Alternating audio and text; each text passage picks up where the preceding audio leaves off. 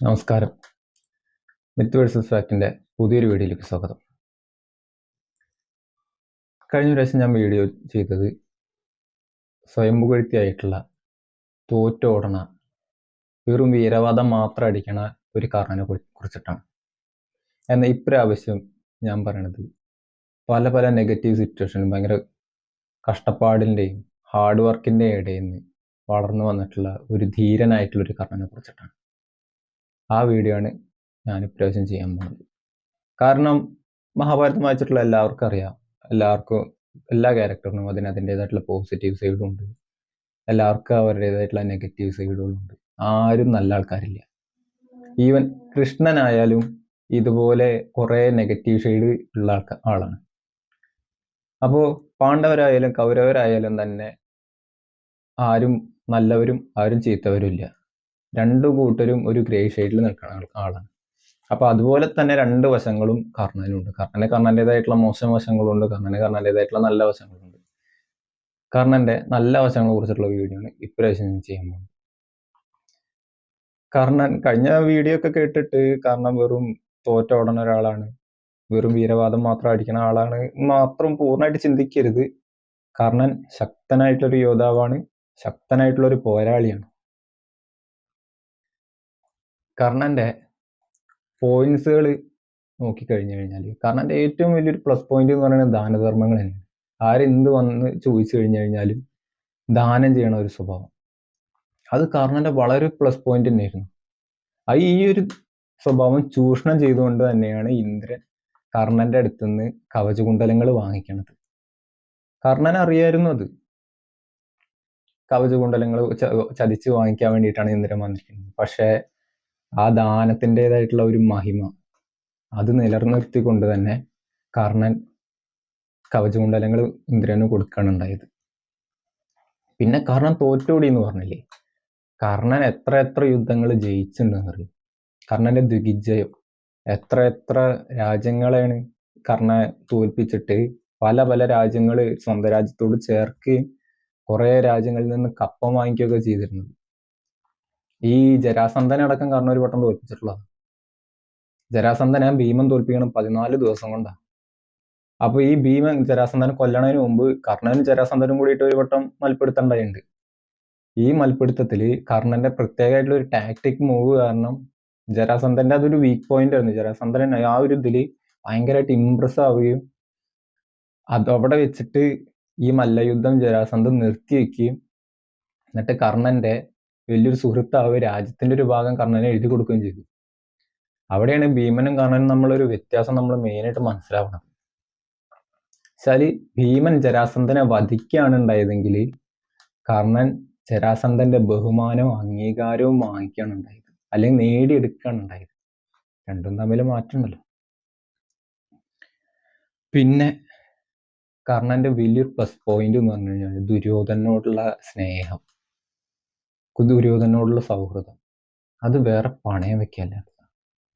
എന്തൊരു സിറ്റുവേഷനിലും ഏതൊരു കാര്യത്തിലും കർണൻ ദുര്യോധനന്റെ ഒപ്പം നിന്നിട്ടുണ്ട്, കൂടെ നിന്നിട്ടുണ്ട്. അതിനെ കുറിച്ചിട്ടൊക്കെ ഞാൻ പറയാം. അപ്പോ ഇനി അടുത്തത് കർണൻ ശരിക്കും ആരാണെന്ന്. കർണനാണ് ശരിക്കും കുരുവംശത്തിന്റെ രാജാവ്. ശരിയായ കുരുവംശത്തിന്റെ രാജാവാണ് കർണൻ. കാരണം പാണ്ഡവർക്കാണല്ലോ ശരിക്കും രാജ്യാവകാശം ഉള്ളത്. രാജ്യാവകാശം മൂത്ത ആൾക്കാണ് വരുന്നതെന്നുള്ളത് കൊണ്ട് മൂത്ത ആള് കർണനായതുകൊണ്ട് തന്നെ കർണൻ തന്നെയാണ് ശരിയായിട്ടുള്ള കുരുവംശത്തിന്റെ രാജാവ്. പക്ഷെ എല്ലാ ഭാഗ്യങ്ങളും എല്ലാ സൗഭാഗ്യങ്ങളും കർണൻ ദുര്യോധനന് വേണ്ടിയിട്ട് സാക്രിഫൈസ് ചെയ്യാണ് ഉണ്ടായത്. അങ്ങനെ ഇതിലൊരു ഫസ്റ്റ് ഒരു പോയിന്റ് എന്ന് പറയുന്നത്, ഞാൻ ആദ്യം ഭീഷ്മരുടെ കാര്യത്തിലേക്ക് വരാം. ഭീഷ്മര് അർദ്ധരഥി എന്ന് പറഞ്ഞുകൊണ്ടാണ് കർണനെ അപമാനിക്കുന്നത്. കുരുക്ഷേത്ര യുദ്ധം തുടങ്ങിയപ്പോൾ രഥികൾ അർദ്ധരഥികൾ എന്ന് പറഞ്ഞിട്ടൊക്കെയാണ് എല്ലാ ഭീഷ്മര് വിഭജിച്ചിരുന്നത്. പക്ഷെ കർണനെ മാത്രം അർദ്ധരഥി എന്ന് പറഞ്ഞിട്ട് അപമാനിക്കാൻ ഉണ്ടായത്. അപ്പൊ ഇതിന്റെ പേരിൽ കർണനും ഭീഷ്മരും തമ്മിൽ നല്ല വർത്താനം ഉണ്ടാവുകയും കാരണം ഇനി ഭീഷ്മർ യുദ്ധക്കളത്തിൽ നിൽക്കുകയാണെങ്കിൽ ഞാനിനി യുദ്ധത്തിൽ ഇറങ്ങില്ല എന്ന് പറഞ്ഞിട്ട് 10 ദിവസത്തോളം കർണൻ യുദ്ധത്തിന് ഇറങ്ങിയിട്ടില്ല. അപ്പോ ഇത് കഴിഞ്ഞ് ഭീഷ്മർ ശരശയ്യയിലായതിനു ശേഷം എല്ലാവരും പോയി ആരും കാണാതെ രാത്രിയിൽ കർണൻ ഭീഷ്മരെ വന്ന് കാണലുണ്ടായി. അപ്പൊ പറയേണ്ടത് ഭീഷ്മർ പറയുന്നുണ്ട്, നീ ഒരിക്കലും മോശമായിട്ടുള്ളൊരു പോരാളിയല്ല, നിന്നെ തോൽപ്പിക്കാൻ കൃഷ്ണനും അർജുനനും അല്ലാതെ മറ്റാർക്കും സാധിക്കില്ല. ഞാൻ അങ്ങനെ അർദ്ധരഥി എന്നൊക്കെ വിളിച്ച് പറഞ്ഞതും പല സമയങ്ങളിൽ നിന്നെ ഞാൻ അപമാനിച്ചതും ക്രോശിച്ചതും അല്ല, നിന്റെ ഈ ആവേശം കുറയ്ക്കാനും യുദ്ധത്തിനോടുള്ള നിന്റെ ഈ ഒരു ആഗ്രഹം കുറയ്ക്കാനും ഒക്കെ വേണ്ടിയിട്ടാണെന്ന് ഭീഷ്മർ പറയുന്നത്. പക്ഷെ ഇവിടെ ഒന്നല്ല. കർണൻ എന്ന ഒരു മഹത് വ്യക്തി എവിടെയാണ് ഇരിക്കണെന്ന് ചോദിച്ചു കഴിഞ്ഞാൽ അത് കൃഷ്ണ കർണ സംഭാഷണത്തിലാണ് നമുക്കറിയാൻ പറ്റുക. കാരണം കുരുക്ഷേത്ര യുദ്ധം തുടങ്ങുന്നില്ല, തുടങ്ങാൻ അനൗൺസ് ചെയ്തപ്പോൾ കൃഷ്ണൻ കർണനെ വിളിച്ച് രഹസ്യമായിട്ട് സംസാരിക്കുന്നുണ്ട്. കർണനോട് എല്ലാ രഹസ്യങ്ങളും പറയണുണ്ട്, കർണന്റെ ജന്മരഹസ്യങ്ങളും കാര്യങ്ങളും എല്ലാം പറയുന്നുണ്ട്. അതെങ്ങനെയെന്ന് വെച്ച് കഴിഞ്ഞാൽ കൃഷ്ണൻ കർണനോട് പറയുന്നുണ്ട്, കർണ, നീ രാധേയനല്ല, കൗന്ദേയനാണ്. നീ രാധയുടെ പുത്രനല്ല, കുന്തിയുടെ പുത്രനാണ്. പാണ്ഡവരുടെ മൂത്തവനാണ് നീ. ആ ജന്മം കൊണ്ട് നീ തന്നെയാണ് പാണ്ഡവരിൽ വരിക. അത് വിവാഹത്തിന് മുമ്പ് ബന്ധം ജനിച്ചതായാലും നീ തന്നെയാണ് പാണ്ഡവരിൽ മൂത്തതായിട്ട് വരിക. നീ കൗരവരെ ഇട്ട് ദുര്യോധനെ വിട്ട് പാണ്ഡവരിലേക്ക് വരും. യുധിഷ്ഠിരൻ ധർമ്മിഷ്ഠനാണ്. പിന്നെ കർണന്റെ മുമ്പിൽ വരുന്നത് സങ്കല്പിക്കാൻ പോലും പറ്റാത്ത ഓഫറുകളാണ് കൃഷ്ണൻ വെക്കുന്നത്. നീ പാണ്ഡവരിലേക്ക് വരും. യുധിഷ്ഠിരൻ ധർമ്മിഷ്ഠനാണ്. യുധിഷ്ഠിരൻ നിന്നെ രാജാവാക്കും. യുധിഷ്ഠിരൻ നിനക്ക് വിശറി വീശും. ഭീമൻ കുട പിടിക്കും. അർജുനൻ രഥം തെളിക്കും. നീയാകും കുരുവംശത്തിന്റെ രാജാവ്. 6ാം ഭർത്താവ് എന്ന സ്ഥാനത്ത് പാഞ്ചാലിക്ക്, ദ്രൗപദിക്ക് നീ ഭർത്താവാകും. എല്ലാ സൗഭാഗ്യങ്ങളും നിനക്ക് വരും. കർണ, പാണ്ഡവരിലേക്ക് വരൂ എന്ന് കൃഷ്ണൻ കർണനോട് പറയും. പക്ഷെ കർണന്റെ മറുപടി മറ്റൊന്നായിരിക്കും. കർണൻ പറയും, ഇല്ല, ദുര്യോധനൻ എന്നെയും എല്ലാവരെയും കണ്ടിട്ടാണ് ഞാൻ ഈ യുദ്ധത്തിന് വന്നിരിക്കുന്നത്. ഈ ഒരു സിറ്റുവേഷനിൽ എൻ്റെ സുഹൃത്തിനെ വഞ്ചിക്കാനും ആ സൗഹൃദം ഉപേക്ഷിക്കാനും എനിക്ക് പറ്റില്ല. ഞാൻ അങ്ങനെയുള്ള ഒരാളല്ല. എനിക്ക് ഈ സൗഭാഗ്യങ്ങളൊന്നുമല്ല. ഈ ഒരു സിറ്റുവേഷനിൽ എനിക്ക് ദുര്യോധനെ ചതിക്കാനാവില്ല. പിന്നെ കുന്തിയുടെ മാതൃത്വം, ആ മാതൃത്വം പുഴയിൽ ഒഴുക്കിക്കഴിഞ്ഞപ്പോൾ തന്നെ കഴിഞ്ഞു. ഞാൻ എന്നും രാധയുടെയും മധിരഥന്റെയും പുത്രനാണ്. അങ്ങനെ തന്നെ ജീവിക്കാനാണ് ആഗ്രഹിക്കുന്നത് എന്നും കർണനും പറയുന്നുണ്ട്. ഇത്ര അധികം ഓഫറുകൾ കിട്ടിയിട്ടും കർണൻ അത് അക്സെപ്റ്റ് ചെയ്യണില്ല. പിന്നെ ഇനിയും കർണൻ പറയുന്നത്, ഞാനിപ്പോ ഈ ചെയ്തിട്ടുള്ള ദുഷ്കർമ്മങ്ങളെല്ലാം അതെല്ലാം ദുര്യോധനന്റെ സന്തോഷത്തിനും ദുര്യോധനെ സേവിക്കാനും വേണ്ടി മാത്രമായിരുന്നു. ഈ പാണ്ഡവരെല്ലാവരും തന്നെ കൗരവർ നല്ലോണം ദ്രോഹിച്ചിട്ടുണ്ട്. ഇനി ഞാൻ പാണ്ഡവരിലേക്ക് വന്നു. യുധിഷ്ഠിരൻ എനിക്ക് രാജ്യം തന്നു. ദുര്യോധനോടുള്ള സ്നേഹം കാരണം ഞാൻ തന്നെ ഈ രാജ്യങ്ങളെല്ലാം തിരിച്ചു ദുര്യോധനന് കൊടുക്കും. അങ്ങനെ സംഭവിക്കാൻ പാടില്ല. രാജ്യം പാണ്ഡവർക്ക് തന്നെ ലഭിക്കണം. കൗരവർ പാണ്ഡവരെ ധാരാളം നല്ല ഉപദ്രവിച്ചിട്ടുണ്ട്. അതുകൊണ്ട് ഞാൻ അതിന് തയ്യാറല്ല എന്നൊക്കെയാണ് കർണൻ പറയണത്. അപ്പൊ ഈ കർണൻ ഇങ്ങനെ കൗരവരിൽ നിന്നിരുന്നാലും ഒരു പാണ്ഡവര് ജയിക്കണം തന്നെ ആഗ്രഹിച്ചിരുന്ന ഒരാളാണ്. പിന്നെ കർണന്റെ ജ്യോതിഷത്തിലുള്ള അറിവ്, ഭയങ്കരമായിട്ടുള്ള അറിവുകളായിരുന്നു കർണൻ ഉണ്ടായിരുന്നത്. അപ്പൊ ഈ ഒരു കുരുക്ഷേത്ര യുദ്ധം കഴിഞ്ഞു കഴിഞ്ഞാൽ ഈ യുദ്ധം കഴിഞ്ഞിട്ട് ആരൊക്കെ ജീവിക്കും, ആരൊക്കെ മരിക്കും എന്നൊക്കെ കർണന് കൃത്യമായിട്ട് അറിയായിരുന്നു. ഈ കർണൻ വരെ മരിക്കുന്നു കർണന് വ്യക്തമായിട്ട് അറിയായിരുന്നു. അത് അവിടെ കൃഷ്ണനോട് പറയുകയും ചെയ്തു. കർണൻ യുദ്ധത്തെ വർണ്ണിക്കണത് ഇങ്ങനെയാണ്: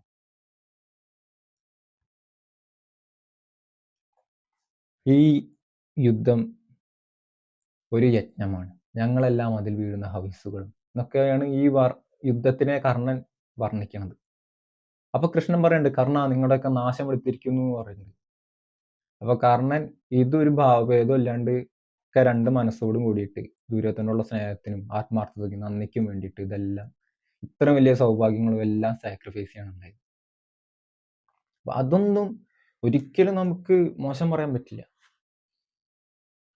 പിന്നെ അശ്വന്താമാവിന്റെ കാര്യം, അശ്വന്താമാവ് ഞാൻ കഴിഞ്ഞ വീഡിയോയിൽ പറഞ്ഞിട്ടുണ്ടായിരുന്നു, അശ്വന്താമാവിന് കർണനെ ഇഷ്ടമുണ്ടായിരുന്നില്ല, പലവട്ടം കൊല്ലാനൊക്കെ പോയിട്ടുണ്ട് എന്നൊക്കെ പറഞ്ഞിട്ടുണ്ടല്ലോ. ദ്രോണരും അർജുനനും കൂടിയിട്ട് കുരുക്ഷേത്ര യുദ്ധത്തിലൊക്കെ ഏറ്റുമുട്ടുമ്പോൾ ദ്രോണർക്ക് അർജുനനോടുള്ള സ്നേഹം കാരണം അർജുനനെ കൊല്ലാൻ വരുമ്പോൾ അർജുനനുമായിട്ട് ശരിക്ക് ഏറ്റുമുട്ടുകയോ ഒന്നും ചെയ്യണമൊന്നും ഉണ്ടായിരുന്നില്ല. അപ്പൊ കർണൻ ദ്രോണരെ ഇങ്ങനെ വിമർശിക്കുന്നുണ്ട്. അർജുനനോട് ഭയങ്കര സ്നേഹമാണ് ദ്രോണർക്ക്, അതുകൊണ്ടാണ് ഏറ്റുമുട്ടാത്തത്, അർജുനനെ കൊല്ലാത്തത്. ഈ അർജുനനോടുള്ള അമിതമായിട്ടുള്ള സ്നേഹം കാരണമാണ് എന്നെ, അതായത് കർണനെ വളരാൻ അനുവദിക്കാത്തത് എന്നൊക്കെ കർണൻ ദ്രോണരെ ഭയങ്കരമായിട്ട് വിമർശിക്കുകയും ഇതൊക്കെ ഉണ്ടായിട്ടുണ്ട് കുരുക്ഷേത്ര യുദ്ധത്തിൽ. അങ്ങനെയാണ് അശ്വന്താമാവ് കർണനെ കൊല്ലാനൊക്കെ പോണത്. എന്നിട്ട് അവരവർ ഒരു വിധത്തിലാണ് രണ്ടുപേരും പിടിച്ചു മാറ്റുന്നത്. പക്ഷെ ഇത് കഴിഞ്ഞിട്ട് ദ്രോണപർവത്തിന് ശേഷം ദ്രോണര് മരിച്ചു കഴിഞ്ഞതിന് ശേഷം അശ്വന്താത്മാവ് ഭയങ്കരമായിട്ട് തളർന്നുപോയി. ആകെ നിരാശയിലായിരിക്കുന്ന സമയത്ത് ഇതേ കർണൻ തന്നെയാണ് മുമ്പിലേക്ക് വന്നതും ദ്രോണരുടെ മരണത്തെ അപലപിച്ചതും അശ്വന്താത്മാവിനെ ആശ്വസിപ്പിച്ചതും ഇതേ കർണൻ തന്നെയാണ്. ഈ കർണൻ മാത്രമേ ഉണ്ടായിരുന്നുള്ളൂ എന്ന് പറയാണ് കൂടുതൽ ശരി. കർണനാണ് മുന്നേക്ക് വന്നത്. അപ്പൊ ഈ ഒരു സംഭവത്തോട് കൂടിയിട്ട് അശ്വന്താത്മാവിന് കർണനോടുള്ള കുറെ വെറുപ്പ് മാറിയിട്ട് ഒരു സ്നേഹം ഒക്കെ വരാൻ തുടങ്ങി, സ്നേഹവും ബഹുമാനമൊക്കെ വരാൻ തുടങ്ങി. പക്ഷെ അശ്വന്താത്മാവ് കുരുക്ഷേത്ര യുദ്ധം കഴിഞ്ഞ് ശരിക്കും കർണനെ ബഹുമാനിക്കുകയും അംഗീകരിക്കുകയും ചെയ്യുന്നുണ്ട്. ഇതൊക്കെ കർണന്റെ വ്യക്തിത്വങ്ങളാണ്. എല്ലാവർക്കും അതിൻ്റെതായിട്ടുള്ള നെഗറ്റീവും പോസിറ്റീവും സൈഡുകളുണ്ടല്ലോ. അപ്പോ അതെന്താന്ന് വെച്ച് കഴിഞ്ഞാൽ ഈ കുരുക്ഷേത്ര യുദ്ധം കഴിഞ്ഞിട്ട് ആണ് എല്ലാവരും അറിയണത് കർണൻ പാണ്ഡവരിലെ മൂത്തവനാണ്, അവനായിരുന്നു ശരിക്കുള്ള രാജാവ് എന്നെല്ലാവരും അറിയുന്നുണ്ട്. അപ്പൊ അശ്വന്താത്മാവന് അത്രയും നാളൊരു കുറ്റബോധം ഉണ്ടായിരുന്നു. ഞാനൊരു ബ്രാഹ്മണനായിട്ടും എനിക്ക് യുദ്ധങ്ങളിലൊക്കെ ഏർപ്പെടേണ്ടി വന്നല്ലോ, എനിക്ക് ഇത്രയും പേരെ കൊല്ലേണ്ടി വന്നല്ലോ എന്നൊരു കുറ്റബോധം ഉണ്ടായിരുന്നു. പക്ഷെ ഇത്രയധികം സൗഭാഗ്യങ്ങളെല്ലാം ലഭിക്കുന്ന അറിഞ്ഞിട്ടും കൂട്ടുകാരനെ ചതിക്കാതെ അവന്റെ കൂടെ നിന്ന്, അതും ഓപ്പോസിറ്റ് നിൽക്കുന്ന സ്വന്തം സഹോദരങ്ങളാണ് എന്നറിഞ്ഞിട്ടും അവൻ ദുര്യോധനന് വേണ്ടിയിട്ട് ഫൈറ്റ് ചെയ്തു. ആ ഒരു സ്നേഹം, ആ ഒരു ആത്മാർത്ഥത, ഇതൊക്കെ അറിഞ്ഞപ്പോ പിന്നെ അശ്വന്താത്മാവിന്റെ പ്രശ്നങ്ങളൊന്നും പ്രശ്നങ്ങളായിരുന്നില്ല. ഇതൊക്കെ അറിയുകയും ചെയ്തപ്പോ കർണനോടുള്ള വെറുപ്പും വൈരാഗ്യമൊക്കെ മാറി കർണനെ സ്നേഹിക്കാനും അംഗീകരിക്കാനും തുടങ്ങി. ഇത് അശ്വന്താത്മാവ് പല ഇടങ്ങളിൽ പറയുന്നുണ്ട് മഹാഭാരതത്തിൽ. പിന്നെ അടുത്തത് പോരാട്ടവീര്യാണ്. ഇതിനിടയിൽ കർണ സംഭാഷണത്തിൽ മറ്റൊരു കാര്യം കൂടി ഉണ്ടായിരുന്നു. ഞാൻ പാണ്ഡവരുടെ ജ്യേഷ്ഠനാണെന്ന് യുദ്ധം കഴിയുന്നത് വരെ ഇത് ആരും അറിയരുത്, ഇത് രഹസ്യമായിട്ട് വെക്കണമെന്ന് കർണൻ കൃഷ്ണനോട് പറയുന്നുണ്ട്. അങ്ങനെ പറഞ്ഞു കഴിഞ്ഞ് അത് അവരറിഞ്ഞു കഴിഞ്ഞു കഴിഞ്ഞാൽ ഒരു പക്ഷേ യുദ്ധം നിൽക്കും, കർണന് രാജ്യം ലഭിക്കും. അങ്ങനെയൊന്നും സംഭവിക്കരുത്. അപ്പോൾ ഒരു പക്ഷേ കർണൻ പാണ്ഡവരുടെ ഒക്കെ വിജയം ആഗ്രഹിച്ചിരുന്നു എന്ന് വേണം പറയാൻ. അതാണ് ഇതിന്റെ ശരി. അതുകൊണ്ട് തന്നെയാണ് 4 ഈ പാണ്ഡവരെ വധിക്കാൻ കെട്ടിയിട്ടും അവൻ വധിക്കുകയോ തോൽപ്പിച്ച് കീഴടക്കുകയോ ചെയ്യാതിരുന്നത്. അതെന്ന് വെച്ച് കഴിഞ്ഞാൽ കർണൻ ഒരു തോറ്റോടുന്ന പോരാളി എന്ന് പറഞ്ഞില്ലേ, കർണൻ യുദ്ധത്തിൽ എത്ര പേര് തോൽപ്പിച്ചിട്ടുണ്ടെന്ന് അറിയും. ഈ അർജുനനെ കൃഷ്ണൻ ഒരു വിധത്തിലാണ് ഈ ഭഗദത്തൻ എന്ന് പറയുന്ന ആളുടെ അടുത്തുനിന്ന് രക്ഷിക്കണത്. ഇതേ ഭഗദത്തനെ തോൽപ്പിച്ച് കപ്പ വാങ്ങിച്ചിരുന്ന ആളാണ് കർണൻ ദിഗ്വിജയത്തിൽ. ഭഗദത്തന്റെ വൈഷ്ണവാസ്ത്രത്തിൽ നിന്ന് ശ്രീകൃഷ്ണനാണ് യുദ്ധത്തിൽ ഏർപ്പെടില്ല എന്ന് പറഞ്ഞ ശ്രീകൃഷ്ണനാണ് എഴുന്നേറ്റ് നിന്നിട്ട് അസ്ത്രം നെഞ്ചിൽ ഏറ്റുവാങ്ങിയത്. അത് നേരെ പോവാണെന്നുണ്ടെങ്കിൽ അർജുനൻ തീർന്ന്. കൃഷ്ണന്റെ സംയോജിതമായ ഇടപെടൽ കാരണമാണ് അന്ന് അർജുനൻ രക്ഷപ്പെട്ടത്. ഇതേ ഭഗദത്തനെ തോൽപ്പിച്ചുകൊണ്ടാണ് കർണൻ കപ്പം വാങ്ങിച്ചത്. പിന്നെ അത് മാത്രമല്ല, കർണന്റെ പോരാട്ടവീര്യം എന്ന് പറയുന്നത് ചില്ലറ പോരാട്ടവീര്യം ഒന്നും ആയിരുന്നില്ല. കർണൻ മഹാരഥനാണ്. ഇപ്പൊ മഹാരഥൻ എന്ന് പറഞ്ഞാൽ തന്നെ അറിയാലോ എത്രത്തോളം പവർഫുൾ ആയിട്ടുള്ള വാറിയർ ആണ്. അതൊക്കെ ഒരു സ്ഥാനങ്ങളാണ്. അതിരഥൻ, മഹാരഥൻ എന്നുള്ളതൊക്കെ സ്ഥാനങ്ങളാണ്. മഹാരഥൻ. അങ്ങനെ കർണന്റെ ഏറ്റവും വലിയ അച്ചീവ്മെന്റ്സ് എന്തൊക്കെയെന്ന് പറഞ്ഞു കഴിഞ്ഞു കഴിഞ്ഞാല് ഘടോത്കചനെ വധിച്ചതാണ്. പിന്നെ പാണ്ഡവരെ വധിച്ചത്. കുന്തിയെ കണ്ട് കുന്തിക്ക് വാക്ക് കൊടുത്തിട്ടുണ്ടായിരുന്നു. കുന്തി പാണ്ഡവരുടെ ജീവന് വേണ്ടിയിട്ട് അപേക്ഷിക്കാൻ വന്നിട്ടുണ്ടായിരുന്നു. ഈ പാണ്ഡവരെല്ലാവരും ഏറ്റവും കൂടുതൽ ഭയപ്പെട്ടിരുന്നത് കർണനെ തന്നെയാണ്. യുധിഷ്ഠിരന്റെ ഒക്കെ വനവാസകാലത്ത് യുധിഷ്ഠിരന്റെ ഒക്കെ ഉറക്കം കെട്ടിച്ചിരുന്നത് കർണനായിരുന്നു. പല മഹാഭാരതത്തിൽ പല ഇടങ്ങളിൽ കർണനെ കുറിച്ച് പറയുന്നുണ്ട്. യുധിഷ്ഠിരൻ ഇങ്ങനെ കർണനെ ഭയപ്പെട്ടിട്ട് യുധിഷ്ഠിരനും അർജുനനും കൂടിയിട്ട് സംവാദവും കൊല്ലാൻ പൂവലൊക്കെ ഉണ്ടായിട്ടുണ്ട്. കാരണം യുധിഷ്ഠിരൻ അർജുനനോട് ചോദിക്കുന്നുണ്ട്, കർണനെ കൊന്നില്ലേ, നീ എന്തിത്ര നാളും ചെയ്യണ്ടായിരുന്നു? അങ്ങനൊക്കെ ഒരു ടോക്കടിച്ചിട്ട് അർജുനന് പൊളിഞ്ഞിട്ട് യുധിഷ്ഠിരനെ കൊല്ലാനും നിൽക്കുന്നുണ്ട്. കാരണം എന്താ വെച്ചാൽ യുധിഷ്ഠിരനൊക്കെ ഏറ്റവും കൂടുതൽ ഭയപ്പെട്ടിരുന്ന കർണനെ തന്നെ ആയതുകൊണ്ടാ. കൃഷ്ണൻ തന്നെ പറയുന്നുണ്ട്, കവചകുണ്ടലങ്ങളേറിയ കർണനെ തോൽപ്പിക്കാൻ ആർക്കും ആവില്ല എന്ന് കൃഷ്ണൻ തന്നെ വ്യക്തമായി പറയുന്നുണ്ട്. പിന്നെ കർണൻ പാണ്ഡവരുടെ ജയം ആഗ്രഹിച്ചിരുന്നു എന്ന് പറഞ്ഞിരുന്നതിന് മറ്റൊരു കാരണം കൂടിയുണ്ട്. കുന്തിക്ക് വാക്ക് കൊടുത്തിരുന്നല്ലോ, പാണ്ഡവരെ ആരും കൊല്ലില്ല എന്ന്. അർജുനൻ ഒഴികെ മറ്റാരെയും കൊല്ലില്ല എന്ന് വാക്ക് കൊടുത്തിട്ടുണ്ടായിരുന്നു. പക്ഷെ കൊല്ലാത്തതേ ഉണ്ടായിരുന്നുള്ളൂ. യുധിഷ്ഠിരൻ, ഭീമൻ, നകുലൻ, സഹദേവൻ, ഈ 4 പേരെയും കർണൻ തോൽപ്പിക്കുകയും അപമാനിച്ചു വിടുകയും ചെയ്യുന്നുണ്ട്. ഇത് മറ്റൊരു കാര്യം, ഈ കർണൻ ടെക്നിക്കലി യുദ്ധം ജയിച്ചവനാണ്. പക്ഷെ അവനത് ചെയ്തില്ല. അതെന്താ പറയണമെന്ന് വെച്ചാൽ, ദ്രോണര് സൈന്യാധിപനായിരിക്കുന്ന സമയത്ത് ദ്രോണര് ചെയ്തത് പാണ്ഡവരെ കൊല്ലാനല്ല, പകരം യുധിഷ്ഠിരനെ പിടിച്ചു കെട്ടി ദുര്യോധനന്റെ മുമ്പിൽ ഇടലായിരുന്നു. പക്ഷെ ദ്രോണർക്ക് അത് സാധിച്ചില്ല. എന്നാൽ അതിനുശേഷം കർണൻ അത് ചെയ്യുന്നുണ്ട്. കർണൻ യുധിഷ്ഠിരനെ തോൽപ്പിച്ചിട്ടുണ്ട്. ഈ സമയത്ത് കർണന് സിമ്പിളായിട്ട് യുധിഷ്ഠിരനെ കെട്ടിട്ടിട്ട് ദുര്യോധനന്റെ മുമ്പിൽ കൊണ്ടുപോയി ഇട്ടാൽ മതിയായിരുന്നു, യുദ്ധം കഴിഞ്ഞു. പക്ഷെ കർണൻ അത് ചെയ്തില്ല. എന്തുകൊണ്ട്? ഒരു പക്ഷേ പാണ്ഡവരുടെ ജയം തന്നെയാണ് കർണൻ ആഗ്രഹിച്ചിരുന്നത്. അങ്ങനെ പറയുന്നതാണ് ശരി. നകുലൻ, സഹദേവൻ, ഭീമനായിട്ട് കർണൻ തോറ്റോടി എന്ന് പറഞ്ഞില്ലേ? ഈ തോറ്റോടി കഴിഞ്ഞിട്ട് കർണൻ രണ്ടാമതൊരു വരവ് വരുന്നുണ്ട്. ആ വരവിലാണ് ഭീമന്റെ സകല രഥങ്ങളും ചക്രങ്ങളും കുതിരകളും ആനകളും തേരും എല്ലാം കർണൻ നശിപ്പിച്ചെറിഞ്ഞിട്ട് ഭീമനെ വെറും ആയുധങ്ങളില്ലാണ്ട് നിലത്ത് നിർത്തിയിട്ട് വില്ലുകൊണ്ട് താടിക്ക് കുത്തിയിട്ട് അപമാനിച്ചു വിടുന്നത്. അങ്ങനെ എല്ലാവരെയും, അർജുനൻ ഒഴികെ ബാക്കി എല്ലാവരെയും കർണൻ തോൽപ്പിച്ചിടുന്നുണ്ട്. പക്ഷെ ഇവരാരെയും അമ്മയുടെ വാക്ക് വരവിച്ചിട്ട് ആരെയും കർണൻ കൊല്ലാതെ വിടുകയാണ് ഉണ്ടായത്. അവസാനം ഇനി കർണന്റെ അടുത്ത ഫൈറ്റിംഗ് സ്കില്ല് അറിയണത്, കർണന്റെ പോരാട്ട വീര്യം എന്താണെന്ന് അറിയണത് കർണപർവ്വത്തിൽ തന്നെ. അർജുനനായിട്ടുള്ള ഫൈറ്റിംഗ്.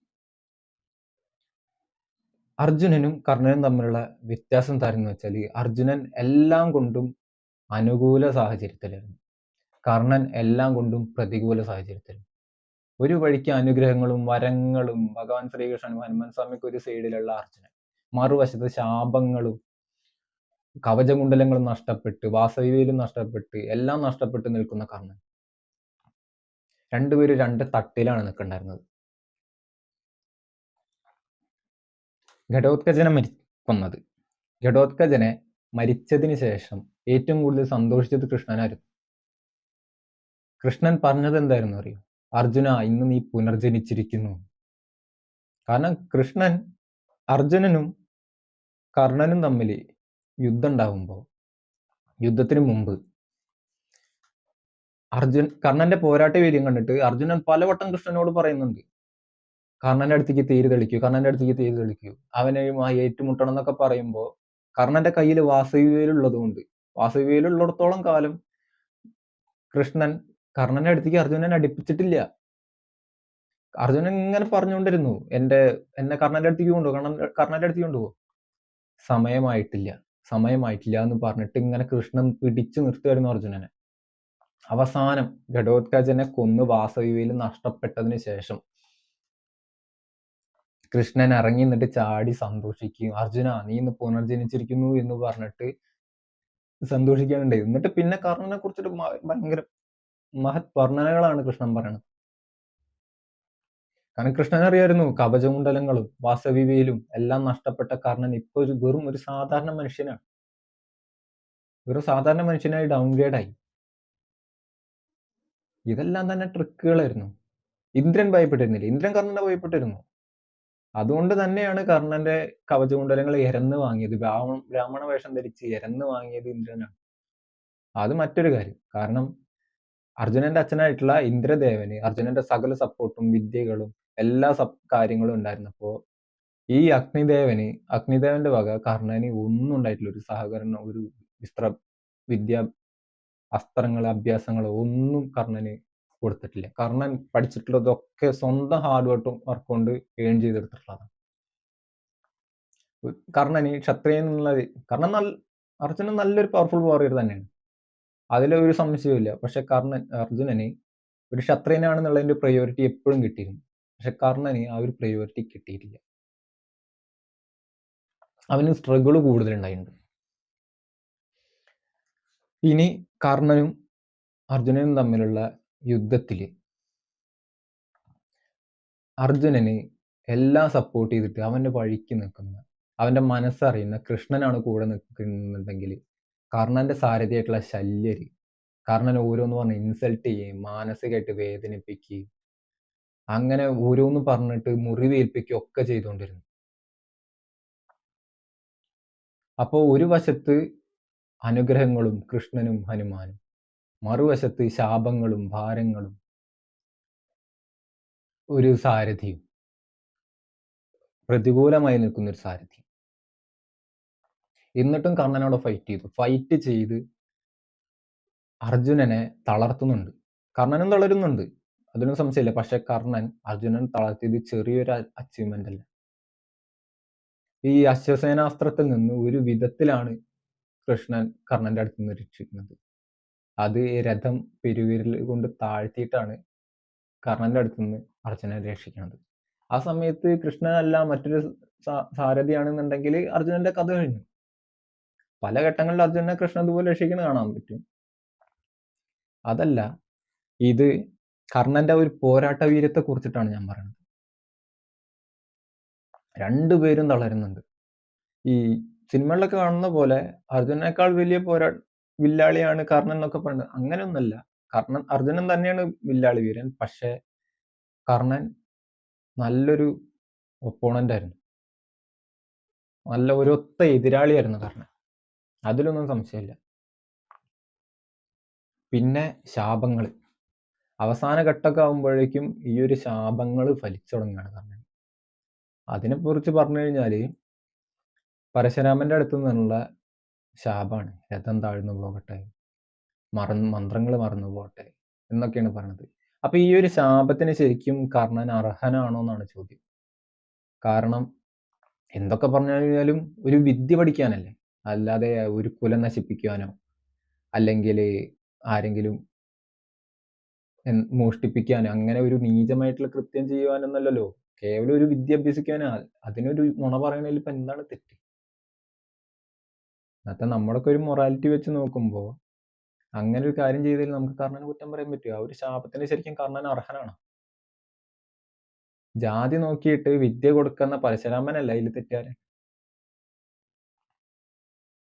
പിന്നെ ശാപം കിട്ടി എന്നുള്ളതൊക്കെ ഓക്കെ, പക്ഷെ പരശുരാമന് വളരെ പ്രിയപ്പെട്ട ഒരു ശിഷ്യനായിരുന്നു കർണൻ. അല്ലാതെ ഒരു ശിഷ്യന്റെ മടിയിൽ ഗുരു തല വെച്ച് കിടന്നുറങ്ങില്ലല്ലോ. കർണൻ നല്ലൊരു ശിഷ്യൻ തന്നെയായിരുന്നു, അതുകൊണ്ട് തന്നെയാണല്ലോ അത്ര വലിയ വേദന ഉണ്ടായിട്ടും കർണന് ഗുരുവിനെ അത് അറിയിക്കാഞ്ഞത്. അപ്പൊ ഇങ്ങനൊക്കെ കുറെ പ്ലസ് പോയിന്റുകളും കർണനുണ്ട്. ഒരിക്കലും ഈ സിനിമകളോ സാഹിത്യങ്ങളോ വെച്ചുകൊണ്ട് കർണൻ എന്നൊരു വ്യക്തിയെ വിലയിരുത്തരുത്. കർണൻ എന്ന വ്യക്തി എന്നല്ല, മഹാഭാരതം ഒരിക്കലും വിലയിരുത്തരുത്. ഇതൊക്കെയാണ് ഓരോ വ്യക്തികളുടെയും സത്യാവസ്ഥകൾ. അങ്ങനെ ഇങ്ങനെയാണ്. പിന്നെ നിങ്ങൾ ഒരു നല്ല കർണൻ ഫാനാണ്, നിങ്ങൾ മഹാഭാരതം ഒന്നും വായിച്ചിട്ടില്ല എന്നുണ്ടെങ്കിൽ നിങ്ങൾ മസ്റ്റായിട്ടും വായിച്ചിരിക്കുന്ന ഒരു ബുക്ക് തന്നെയാണ് ശിവാജി സാവന്തിന്റെ കർണൻ. അതിൽ കുറെ വെളുപ്പിക്കലുകളൊക്കെ ഉണ്ട് കർണനെ കുറിച്ചിട്ട്. കാരണം പാഞ്ചാലി വസ്ത്രാക്ഷേപ സമയത്ത് കർണൻ കുറ്റബോധം കാരണം തല താഴ്ത്തിയിരുന്നു എന്നൊക്കെ പറഞ്ഞിട്ട് കർണനെ കുറെ വെളുപ്പിക്കണൊക്കെ ഉണ്ട്. പക്ഷെ ശരിക്കും മഹാഭാരതത്തിൽ അങ്ങനെയൊന്നല്ല. കർണന്റെ ഒക്കെ വർത്താനം കേട്ടിട്ടാണ് പാഞ്ചാലിനെ സഭയിലേക്ക് കൊണ്ടുവരണതും ദുര്യോധനെ വസ്ത്രാക്ഷേപം നടത്താൻ ഉത്തരവിടുന്നതൊക്കെ കർണന്റെ തുളച്ചിട്ടുള്ള വർത്താനം കാരണമാണ്. അപ്പൊ അങ്ങനെ കുറെ വെളുപ്പിക്കലുകളൊക്കെ കർണന്റെ പേരിൽ കർണൻ ഉണ്ടെങ്കിലും നല്ലൊരു ബുക്കാണ്. ഭയങ്കരമായിട്ട് കർണനോടുള്ള ഭയങ്കരമായിട്ടുള്ള സ്നേഹം വരും. പൊതുവെ ഇതിലൊരു കാര്യം എന്താ വെച്ച് കഴിഞ്ഞാല്, സീരിയൽ കാണുന്നവരായിരിക്കും എപ്പോഴും കർണൻ ഫാൻ, മഹാഭാരതം വായിച്ചവർ എപ്പോഴും അർജുനൻ ഫാൻ ആയിരിക്കും. പക്ഷെ നമ്മള് അളവുകോലില്ലാതെ സ്വതന്ത്ര ചിന്തയായിട്ട് ഈ എല്ലാ കഥാപാത്രങ്ങളും കാണുകയാണെന്നുണ്ടെങ്കിൽ എല്ലാവർക്കും അവരവരുടേതായിട്ടുള്ള പോസിറ്റീവ് സൈഡും നെഗറ്റീവ് സൈഡുകളൊക്കെ ഉണ്ട്. അപ്പൊ ഇതാണ് ശരിക്കും മഹാഭാരതത്തിലെ കർണൻ എന്ന് പറയുന്ന കഥാപാത്രം. ഈ വീഡിയോ നിങ്ങൾക്ക് ഇഷ്ടമായി എന്ന് വിചാരിക്കുന്നു. അടുത്ത വീഡിയോ ആയിട്ട് വീണ്ടും വരാം. Thanks for watching.